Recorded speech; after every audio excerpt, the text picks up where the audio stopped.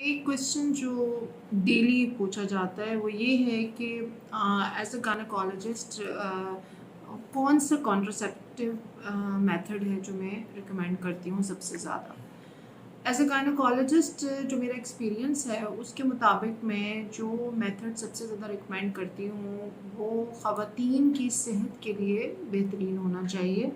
चूँकि barrier method या condoms वगैरह यूज़ करने में फेलियर रेट बहुत ज़्यादा है, तो हम 100% जो है कॉन्डम्स पे या बैरियर मेथड पे रिलाय नहीं कर सकते। इसके अलावा जो कॉन्ट्रसेप्शन के रूल्स हैं as advised by the authorities and as advised by the studies, वो ये हैं कि आप कभी भी एक मेथड पे 100% रिलाय ना करें। हमेशा आपके पास दो मेथड्स होने चाहिए। एक आपका एक मेन स्ट्रीम मेथड होना चाहिए और एक बैकअप प्लान हमेशा आपके पास मौजूद होना चाहिए।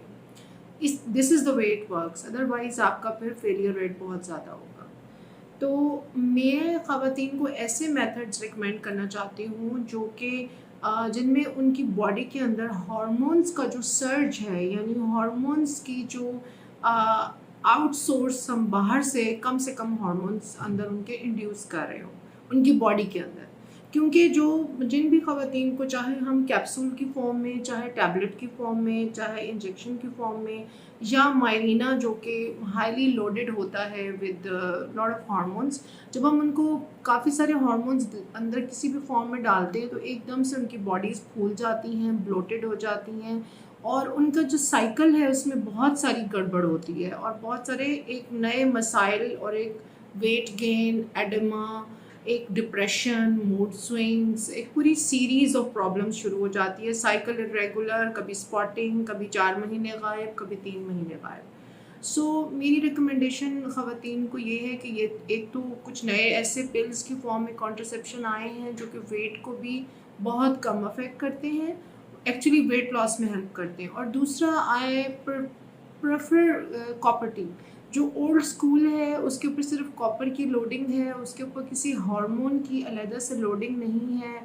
तो copper T is a barrier, जैसे आप किसी कमरे का दरवाज़ा बंद करते हैं, it's more of a mechanical barrier and it is less of a hormonal barrier.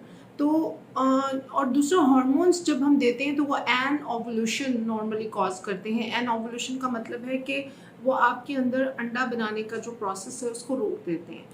If अगर आप एक बेबी से दूसरे बेबी के दरमियान में गैप कर रही हैं और उसमें आप एन ओवुलेटरी यानी हार्मोन्स ले रही हैं जो अंडा बनाने के अमल को रोक रहे हैं, तो फिर जब आप सेकेंड टाइम कंसीव करती हैं तो सेकेंडरी इनफर्टिलिटी बहुत कॉमन देखी गई है।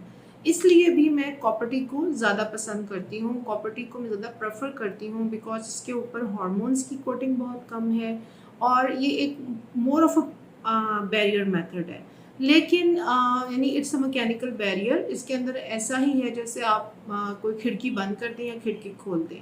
और इसके साथ सिर्फ आपने एक केयर करनी है कि कॉपर टी को प्लीज़, अगर 5 साल के लिए लिखा हुआ है तो 5 साल के लिए उसको अपनी बॉडी में मत रहने दें।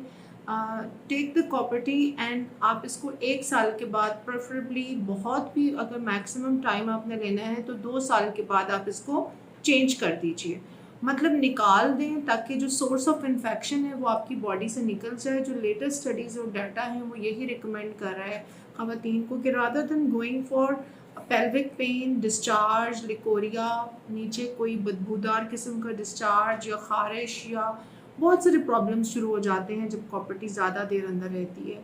तो if it is recommended for even 10 years और 5 years, आप उसको हर साल, साल 1.5 साल के बाद चेंज कर लें। That's it.